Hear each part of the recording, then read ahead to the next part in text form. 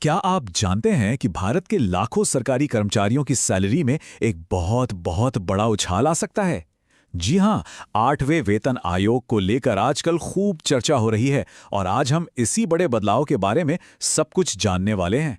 देखिए, खबरें बता रही हैं कि सरकार सैलरी स्ट्रक्चर में एक बड़ा फेरबदल करने की तैयारी में है। ये एक ऐसा बदलाव है जो न सिर्फ कर्मचारियों की जेब भरेगा, बल्कि उनके जीने का अंदाज भी बदल सकता है। तो सबसे बड़ा सवाल यही उठता है, क्या ये सच में भारत के इतिहास की सबसे बड़ी सैलरी हाइक होने जा रही है? चलिए मिलकर पता लगाते हैं। तो सबसे पहले बात करते हैं उस तारीख की जो बहुत अहम है।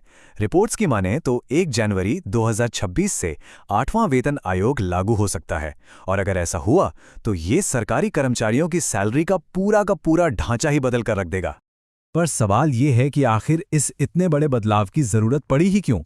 देखिए, इसका सीधा सा जवाब है पिछले कुछ सालों में बढ़ी हुई महंगाई और देश के बदले हुए आर्थिक हालात। तो इस आयोग के सामने 3 बड़े लक्ष्य रखे गए हैं। पहला, जो महंगाई बढ़ रही है उससे कर्मचारियों को राहत दिलाना। दूसरा, उनकी फाइनेंशियल कंडीशन को और मजबूत करना। और तीसरा, सैलरी को आज की इकोनॉमी के हिसाब से अपडेट करना। तो ये बढ़ोतरी आखिर होगी कितनी बड़ी? इसका साला राज ना एक चीज में छिपा है, जिसे कहते हैं फिटमेंट फैक्टर। चलिए समझते हैं कि ये क्या चीज है। देखिए, आसान भाषा में फिटमेंट फैक्टर एक तरह का मल्टीप्लायर है।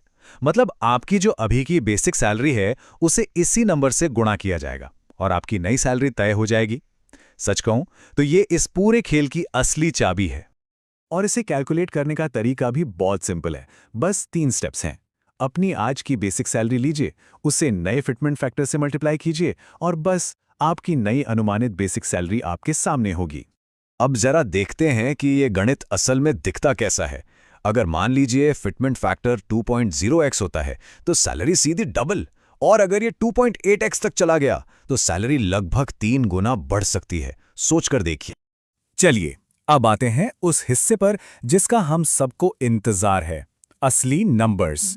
आइए देखते हैं कि अलग-अलग पोस्ट पर सैलरी में कितना बड़ा बदलाव आ सकता है। बिल्कुल बेसिक लेवल से शुरू करते हैं।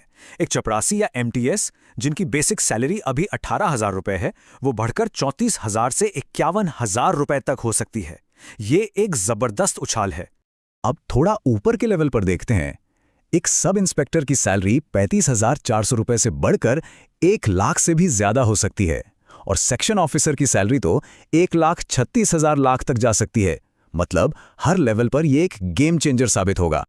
लेकिन रुकिए, कहानी यहीं खत्म नहीं होती। सिविल सर्विसेज में जो सबसे सीनियर और हाई प्रोफाइल पद हैं, उनका क्या? उनके सैलरी के आंकड़े तो और भी ज्यादा चौंकाने वाले हैं। तो अब तैयार हो जाइए, क्योंकि आंकड़े बहुत तेजी से बढ़ने वाले हैं। एक जज की सैलरी 1.5 लाख रुपए तक पहुंच सकती है। एक सीनियर आईएएस या आईपीएस अधिकारी की सैलरी 2,10,000 रुपए तक जा सकती है। और भारत सरकार के एक सेक्रेटरी की सैलरी 3 लाख रुपए प्रति महीना। ये वाकई एक बहुत बड़ा आंकड़ा है। तो ये 1 जनवरी 2026 की तारीख इतनी खास क्यों है? क्योंकि इसका असर सिर्फ बेसिक सैलरी पर ही नहीं बल्कि कई और चीजों पर भी पड़ने वाला है। देखिए, ये तारीख इसलिए इतनी जरूरी है क्योंकि इसी दिन से न सिर्फ नई सैलरी शुरू होगी, बल्कि जो महंगाई भत्ता यानी डीए और दूसरे अलाउंसेस मिलते हैं, वो भी इस नई बढ़ी हुई बेसिक सैलरी के हिसाब से कैलकुलेट होंगे। और हाँ, इसका सीधा असर रिटायरमेंट बेनिफिट्स पर भी पड़ेगा।